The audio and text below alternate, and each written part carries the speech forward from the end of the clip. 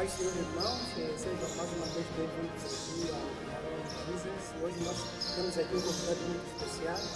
Nós queremos tratar a respeito do chamado do jovem ao ministério. Então queremos convidar você a se juntar aqui a esse vídeo para nós juntos abrirmos a nossa mente e o nosso coração, sobretudo para percebermos a importância do engajamento do jovem no ministério.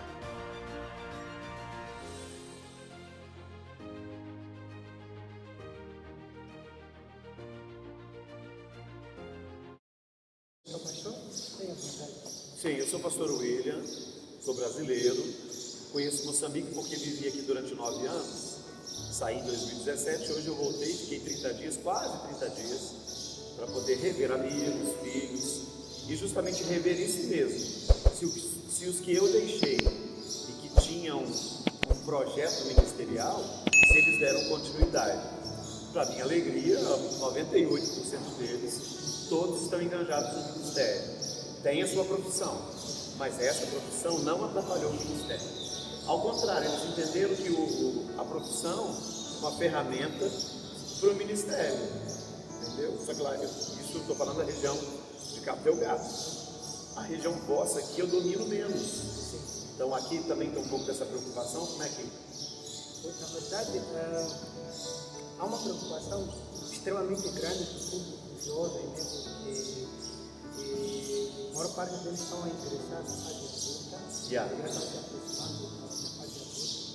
Então, nessa demanda de procurar condições para ter uma vida minimamente estável, conseguir um casamento, conseguir tudo isso, então, isso acaba produzindo no coração das pessoas uma ansiedade muito grande que faz as pessoas olharem para o campo profissional como se fosse a fonte primária ou principal de ter uma vida realmente estável. Só que no processo, aquilo que é o engajamento dos mesmos no ministério acaba ficando comprometido. Então, basicamente, esse é um cenário de uma preocupação muito grande em criar ou ter condições de vida, só que é difícil encontrar um bom meio termo, o equilíbrio. Equilibrar aquilo que é suprir essa necessidade de estar, mas também se engajar no ministério. Na verdade, então, essa não é uma preocupação só daqui, essa é uma preocupação quase que mundial, quando a gente conversa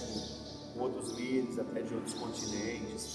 No Brasil, por exemplo, de onde eu venho, os jovens estão passando por essa efervescência mundial, porque na verdade nós somos incentivados desde a infância a dar certo na vida, a sermos independentes, tá? Só que então, agora o grande entendimento que nós, como os cristãos, temos que ter é o seguinte: tudo bem, existe uma independência cultural, intelectual, mas nós vamos ser independentes a ponto de nos esquecermos de quem nos chamou para o ministério.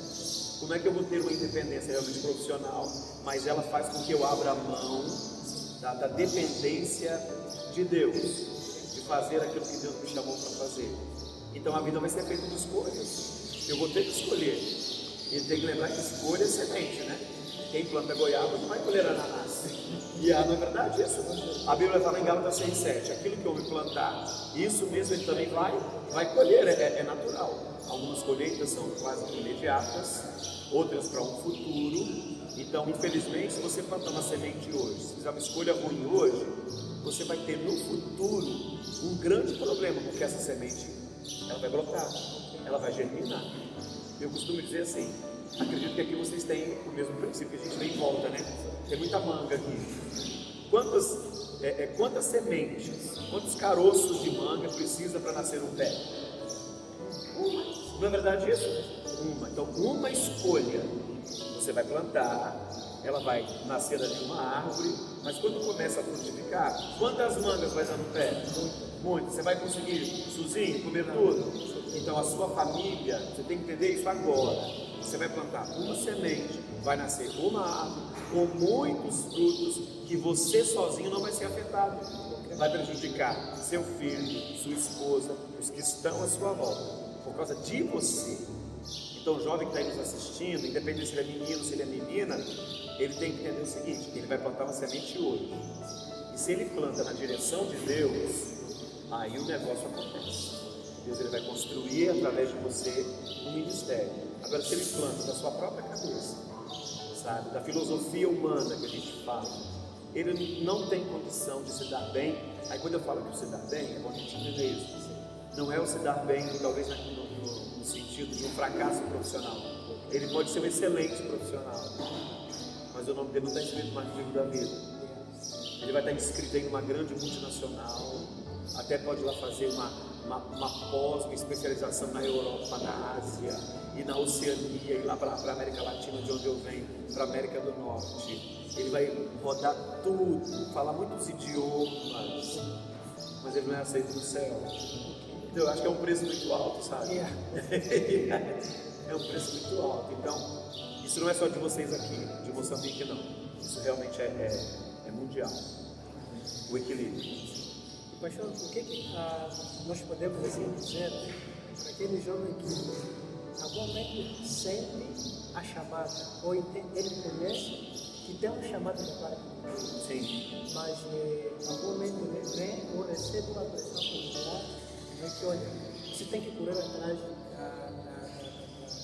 da vida, né? Sim. Criar Natural. a sua própria Subsistência.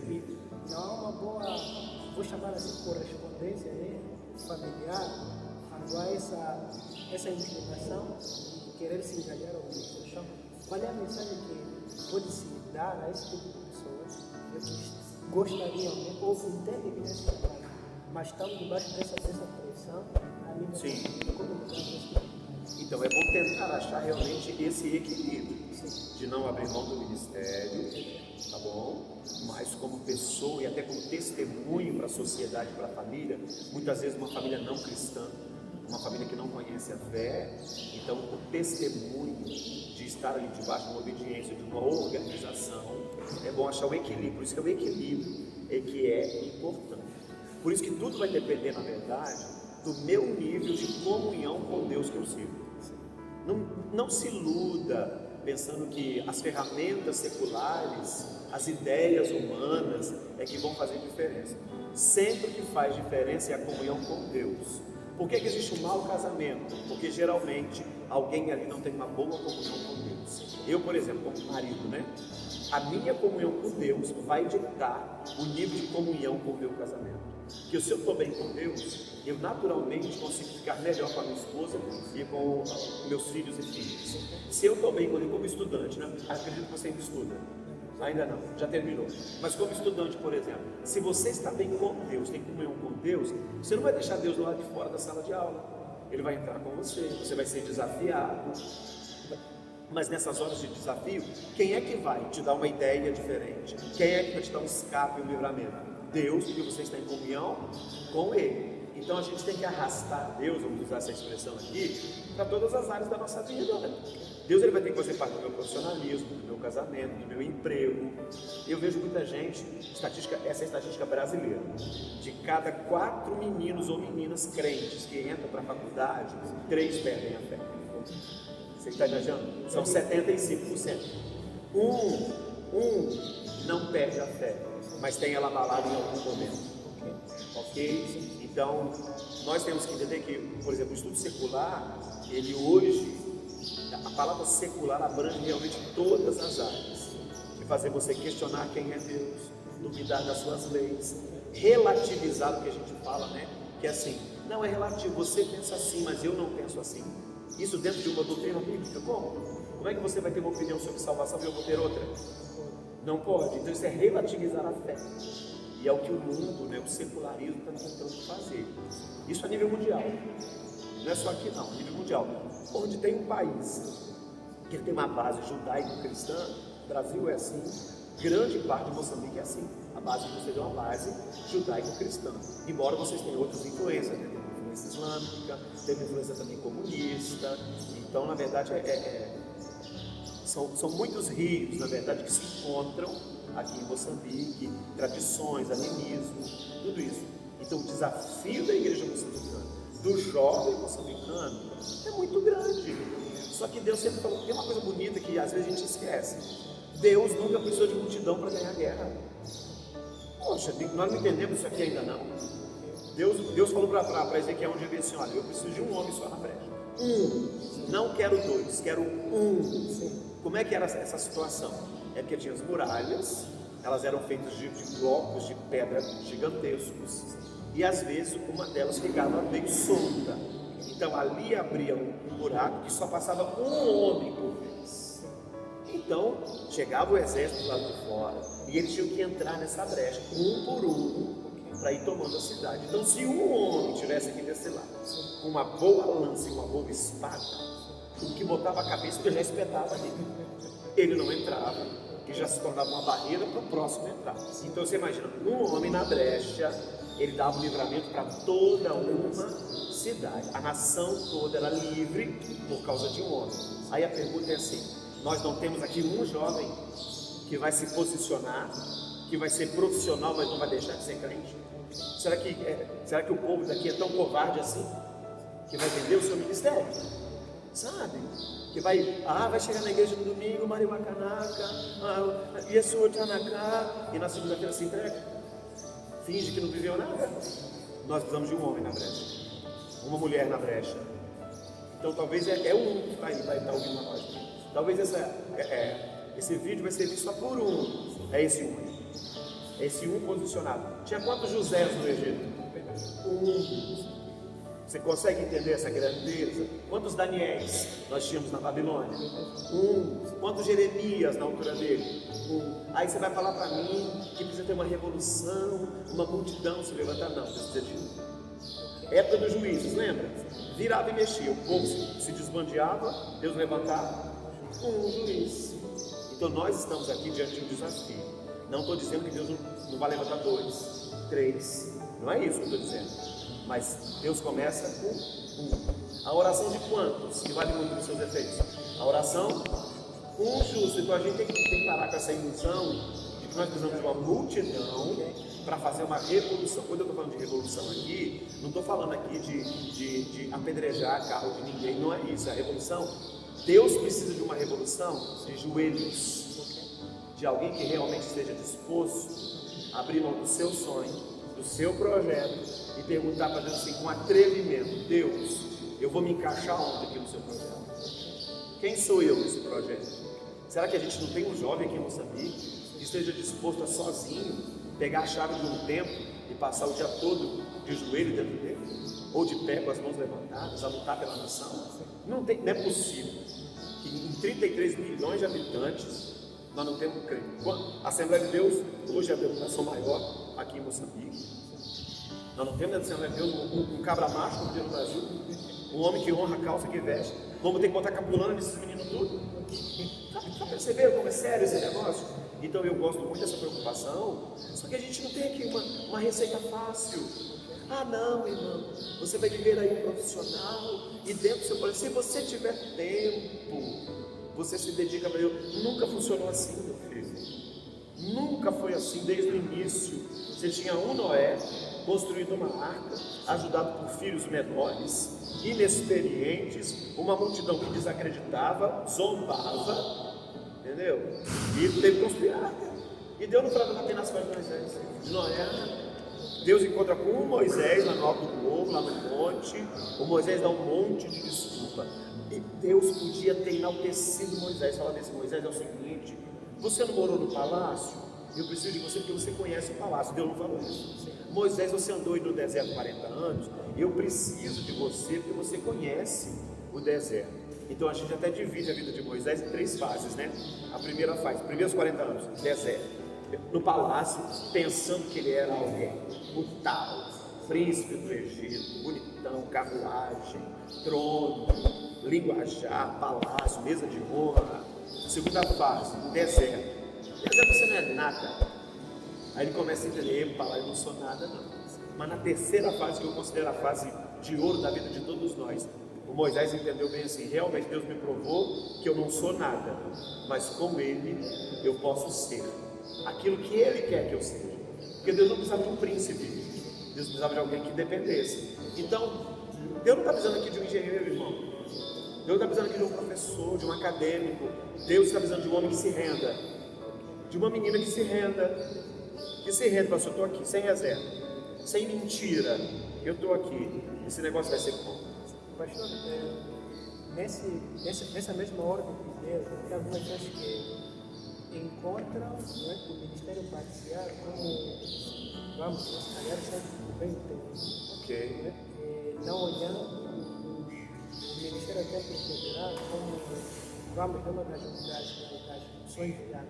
Ou talvez a última opção, né? Então, o que dizer sobre essa mentalidade?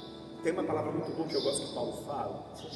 Nós usamos muito ela na ceia, mas nós temos que entender que ela vai caber para todas as áreas da nossa vida. O Paulo vai nos aconselhar bem assim pelo Espírito de Deus: examine-se, pois, o homem a si mesmo. Nós temos que nos conhecer.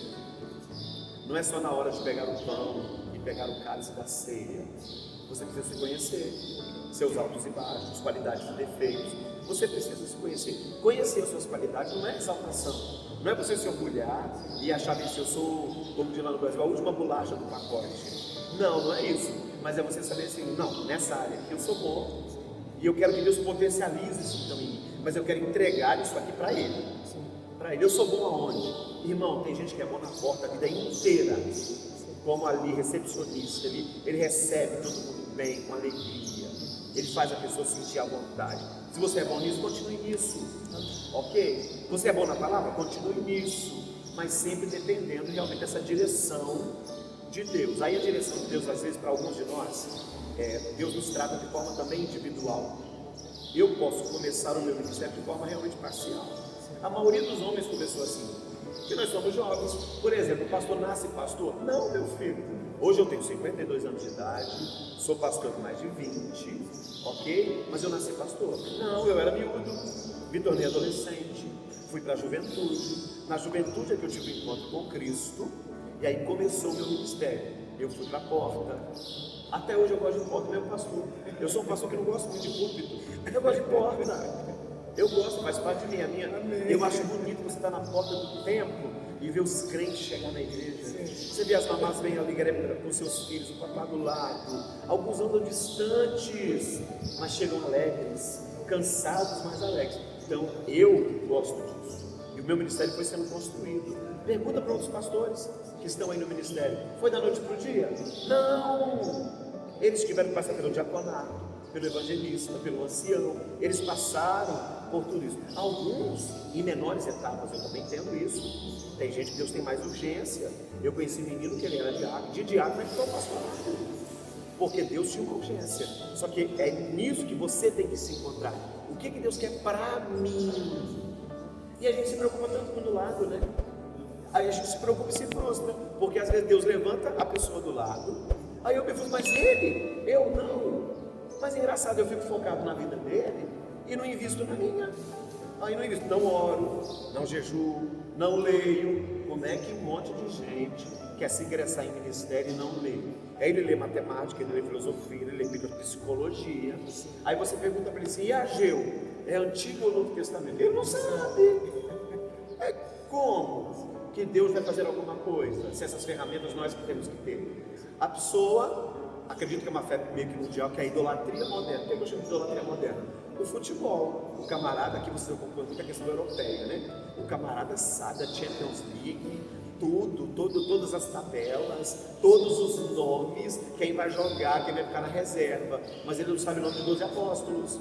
Como é que Deus vai levar um homem desse a sério? Esse cara é um moleque. Ele é um moleque, ele não leva Deus a sério. Ele se preocupa com o secular, mas não se preocupa com o livro que vai guiá-lo. Então, ok, tudo bem, você tem sua vida profissional, tem que sustentar a sua família. A Bíblia fala que tem que sustentar a família mesmo, tá bom? Aí aos poucos você vai, o próprio Deus ele vai construindo. Há uma construção que quem faz é Deus. Deus constrói. Aí Deus ele vai, não é negociando, eu vou usar a palavra negociar, que é uma forma humana de nós entendermos. Deus ele vai falando, Deus ele vai mostrando, e eu de forma sensível vou entrando nas portas que Deus abre. E ali vou. Aí às vezes é aquele emprego que Deus tira de nós certas alegrias. Aquele emprego que era tão interessante, ele perde o brilho. Você vai ficando meio que frustrado. Você não se sente mais alegre, você não se encaixa. Entendeu? O Paulo diz que para mim era Agora eu perdi, não tem mais graça. Estás a perceber? Não tem mais graça. E eu fico com a experiência, sim, aprendi toda aquela metodologia, pode me ajudar em algum momento no ministério. Por exemplo, o irmão que trabalha na questão de eletricidade, ele vem para a igreja, vem se dedicar ao templo. Ele vai pagar alguém para mexer com isso? Não, ele sabe, ele domina. Ele vai usar isso como uma ferramenta também dentro do evangelho. Mas eu te garanto que aqui ele vai ter alegria de fazer isso. Fora, ele não tem. Então ele tem que começar a ter essa sensibilidade. Deus está me tirando daqui. Eu lembro que quando Deus me chamou especificamente para a obra missionária, eu não tinha mais a mesma alegria dentro da igreja. Eu era líder de jovens e era muito dedicado. Eu fazia parte de uma liderança, eu era líder de 100 jovens. O nosso grupo de jovens era 100 jovens. Então era muita gente para liderar, muita festividade, evangelismo. Começou a passar o tempo e Deus foi apertando para eu poder ir abrindo mão de algumas coisas. E eu tinha que abrir mão de coisas dentro da igreja, no meu caso. Por quê? Porque eu tive que ir para um seminário. Então eu não podia estar no seminário e continuar líder de jovens. Então o que Deus ele foi permitindo? Que aquele entusiasmo, que aquela alegria fosse diminuindo. Eu já não, quando eu ouvia o louvor, que às vezes ouvia o louvor, ele preparava, dava para a equipe de louvor, para a equipe de louvor, eu ouvia o louvor, eu já não tinha mais aquele tanto entusiasmo. Todo louvor que eu ouvi, eu assim, como é que nós vamos poder preparar esse louvor para a nossa equipe? Já começou a não ter essa mesma graça, esse mesmo brilho. E esse foi meu, né? A forma que Deus agiu comigo. Com cada um pode ser diferente. Mas eu acredito que a alegria diminui. Pastor, como então saber que eu tenho chamado? Porque pode se calhar, pode se dar o caso de alguém ter um chamado e não estar a perceber. Como é que eu percebo que Deus tem chamado para mim particular? Então, nós que somos assembleanos, pentecostais, nós cremos nos dons espirituais. Nosso Deus tem boca, nosso Deus fala. Jeremias 33:3, clama a mim e responder-te, Deus prometeu responder. Então, se nós tivermos uma seriedade espiritual, Deus ele fala conosco. Pode falar de forma individual, mas essa forma individual muitas vezes pode ser através de uma ministração de uma palavra de Deus, alguém no púlpito, por mais simples que seja a pessoa. Deus usava essa palavra e essa palavra vinha como flecha no meu coração. E eu começo a entender, Deus está me separando disso aqui. Só que tem que lembrar que é construção. Não é Deus falou hoje, amanhã está tudo. Não! Eu esperei 14 anos. Desde que Deus falou a primeira vez, fui construindo, Deus foi construindo através de mim, me livrando, me amadurecendo, me ajudando, casei, a primeira sorte nasceu, e quando a minha primeira sorte tinha 4 anos, eu tinha 35 anos de idade, é que eu comecei. Aí que eu vim, aí que eu peguei um avião, vim do outro lado do mundo, na questão da missão transcultural que Deus tinha me prometido. Só que quem não trabalha onde está, não trabalha em lugar nenhum. Então Deus já me permitiu trabalhar dentro do meu país. Trabalhava no meu pai, na minha rua, na minha casa, no meu país. Eu trabalhava ali. Uma vez trabalhando ali, eu fui crescendo, melhorando, sendo capacitado por Deus, até que eu consegui chegar e vir diretamente para Cabo Delgado, que era a minha chamada específica. Com o outro, eu tenho muitos outros amigos, que cada um tem gente que Deus fala realmente com a pessoa e vai dando a ela o sentimento. E ela, de forma muito racional, vai entendendo, a comunhão dela com Deus melhora, e ela vai ali. E tem gente que, na verdade, começa a ter uma luta muito grande, porque em alguns Deus tem mais urgência. Então, por ter mais urgência, por ser mais rápido o processo, as lutas também se avolumam. Aí pode ser uma família que persegue mais, um ministério que persegue mais. Porque tem pastor ciumento, meu filho. Tem pastor que é igual a Saúl. Quando ouve que dentro da igreja tem alguém, um menino, uma menina, um jovem, um obreiro, que ele começa a ter um certo destaque, uma certa simpatia no meio do povo, tem pastor que perde o equilíbrio. Ele perde o equilíbrio. E tem uma coisa que Jesus Cristo falou. João falou, Jesus crescia na graça e no conhecimento, diante de Deus e diante dos homens. Então, toda pessoa que é chamada por Deus, ela tem uma graça. Essa não é a graça da salvação, pela graça não é a graça da salvação. Essa é uma graça especial para ministério.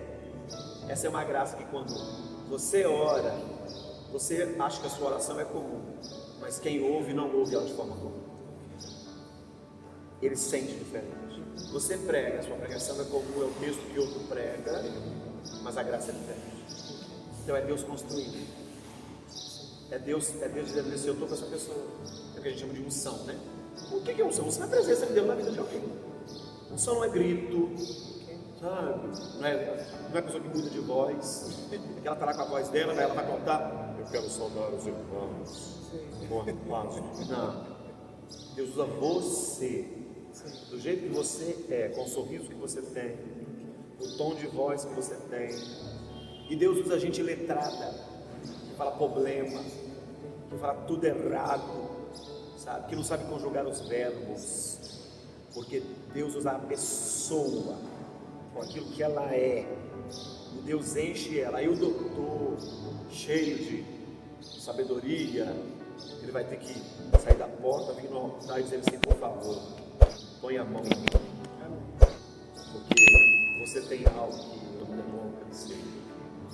Então é essa dependência de Deus. Então isso eu falo não é só para o jovem não, na verdade toda a idade, porque eu passei por algumas ideias na minha cabeça e Deus me deu uma maturidade. Porque quando você tem uma experiência transcultural, internacional, como é o caso que eu tive, você é tentado a pensar que você já tem todas as respostas. Esse é o grande perigo. Eu conheço alguns pastores que têm 50 anos de ministério, então por causa disso eles pensam que já têm todas as respostas.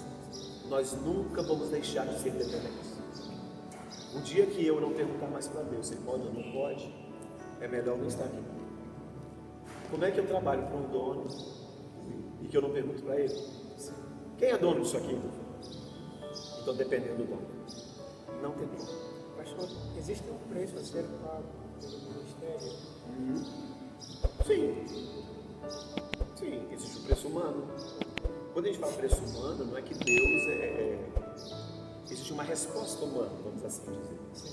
Até onde eu estou disposto a me entregar para isso aqui. E não adianta, para eu me entregar para isso aqui que é santo, eu vou ter que abrir mão de coisas que são profanas e carnais. Eu vou ter que abrir mão. Eu vou ter que abrir mão de ambientes. Eu vou ter que abrir mão daquilo que os meus olhos. Lembra do Salmo 101, versículo 3? Não colocarei coisa má diante dos meus olhos. Então, calma lá, eu vou fazer coisa. Aí eu vou assistir o que eu quero, entendeu? Eu vou colocar diante de mim toda a grade da Netflix. Meu filho, não é assim que funciona. Então Gabriel vai dizer assim, se os teus olhos só forem maus, teu corpo tudo é treva. Então aquilo que eu vejo, aquilo que eu ouço, meu filho, eu vejo uma gama de gente aí hoje se entregando para o secular. Como? Se o meu ouvido, ele foi feito para ouvir a voz do soberano. Então eu vou colocar um lixo. Quando eu ponho um lixo, eu estou tapando o lugar. Então tira o lixo, meu filho. Tira o lixo do coração. Tira o lixo do ouvido. Você está ouvindo esses MCs aí? Não sei como é que se chamam aqui, né? Os MCs, esses rappers. Sabe? Você vai ouvir essa malta, meu filho, que só fala em pornografia, só fala em amores não resolvidos, falsidade, incredulidade, prostituição.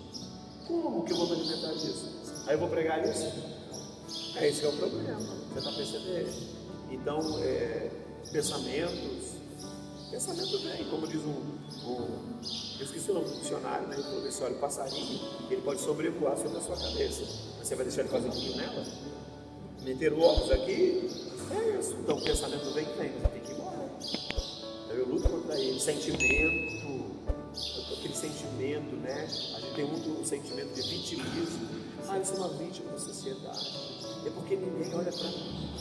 Porque ninguém investe em mim. Eu tenho inveja, sabe, de pessoas. Tem uma diferença muito grande entre inveja e cobiça, né? Cobiçar é aquilo que a pessoa tem. Invejar é aquilo que a pessoa é. Tem uma diferença muito grande. Por isso que aqui no 10 mandamentos vai dizer, não cobiçarás a casa do teu próximo, a mulher do teu próximo.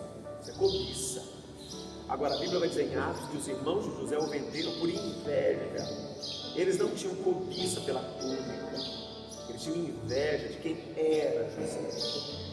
Então, amigos, irmãos, é esse tema que nós queremos trazer até você hoje e a nossa esperança é que esse tema tenha sido muito abençoador para ti, né, que tenha despertado a sua mente para perceber realmente o quão importante é nós termos o cuidado devido, pois afinal é sobre isso que se trata a nossa vida cristã, de sermos aprovados diante de Deus. Então, quero convidar você, né, a deixar aqui seu like, né, a poder se inscrever no canal, compartilhe esse vídeo com seus amigos para que todos possamos, né, estar aqui inscritos no canal para que sempre que tiver vídeos como esse, você possa ser ali notificado e acompanhar todas as novidades que nós temos. Deus abençoe, aqui do lado estará aparecendo outros vídeos, né? Assistam e permitam que na verdade vocês possam, né, aprender o máximo possível a fim de podermos estar verdadeiramente robustos para a glória do nosso Deus. O Senhor Deus te abençoe, que importa que Ele cresça e que nós diminuamos. Only Jesus.